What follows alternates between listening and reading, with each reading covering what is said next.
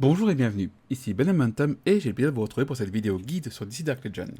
Dans cette vidéo, nous verrons à quel point il faut investir dans Robin et s'il vaut vraiment le coup.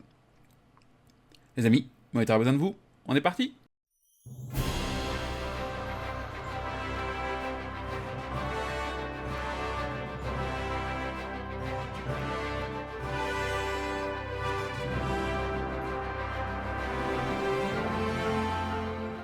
Donc Robin est un Teen Titans, un Bat Family et un maître d'armes. Comme les autres, il n'a pas d'armes mythiques, puisque c'est un mythique, et pas un mythique plus. Il n'y a que, je rappelle, un Green Lantern et Harley Quinn qui ont des armes mythiques dédiées, alors que ce sont seulement des mythiques. Pour Robin, les T-sphères sont aussi un choix que je recommanderais. Je suis assez d'accord avec le guide tactique de manière générale, notamment parce qu'il va augmenter les taux de coups critiques du porteur de 8% en lançant sa compétence ultime. Et il augmente les dégâts critiques de 12% pendant 8 secondes. Donc comme Robin joue beaucoup sur le critique, c'est une très bonne idée de l'équiper. Ses skills. Vengeance personnelle. Robin brandit ses deux lames pour asséner de multiples coups infligeant des dégâts physiques égaux à 640% de son attaque à une cible unique.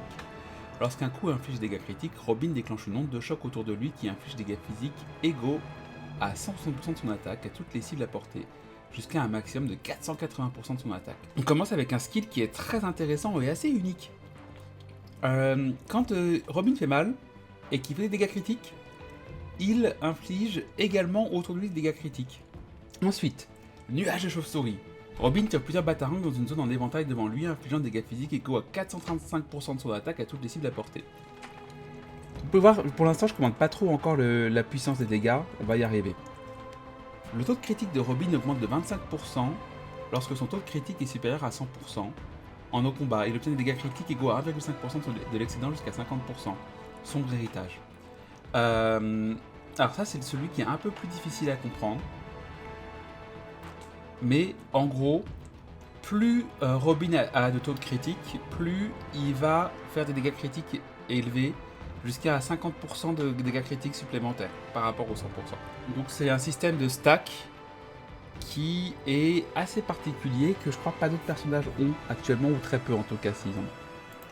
Synergie de groupe augmente l'attaque des champions assassins, donc la classe de Robin, de 10%, l'effet s'applique de manière générale. Taillades successives. Robin s'élance en avant et effectue 9 taillades infligeant chacune des dégâts physiques égaux à 220% de son attaque. Donc 220% c'est pas beaucoup, par contre il le fait 9 fois.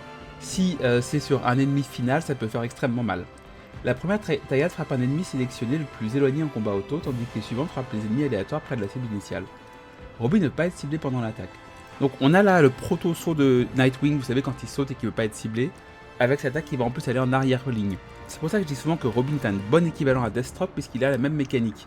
Si vous n'avez pas de quoi investir dans Deathstroke, Robin peut faire le travail moins efficacement, mais il a quand même ce rôle d'attaquer des backlanes. Donc, qu'est-ce que j'en pense? Pour moi, Robin, c'est pas une priorité.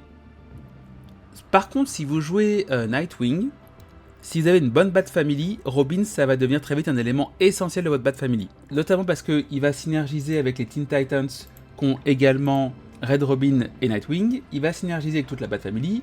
Et il a Maître d'armes qui ont quasiment tous les Bat Family aussi. Donc très vite, Robin va devenir quelqu'un qui va à la fois avoir un peu de mal à survivre au début et avoir du mal à trouver sa place, mais en même temps qui va permettre de dégager les lignes adverses, surtout quand il y a des ennemis comme Poison Ivy qui vont vous gêner derrière. Donc pour moi c'est pas une grosse priorité. Si je Bat Family, Batgirl est prioritaire par exemple, ou Nightwing, hein, mais il a quand même sa place. C'est pas le pire de la Bat Family, c'est Red Robin et Batman, on va revenir. Voilà, j'espère que cette vidéo vous aura aidé. N'hésitez pas à me laisser un commentaire pour me dire si vous jouez Robin ou pas, un petit like, un partage pour m'envoyer de la force, et en attendant amusez-vous bien. Salut!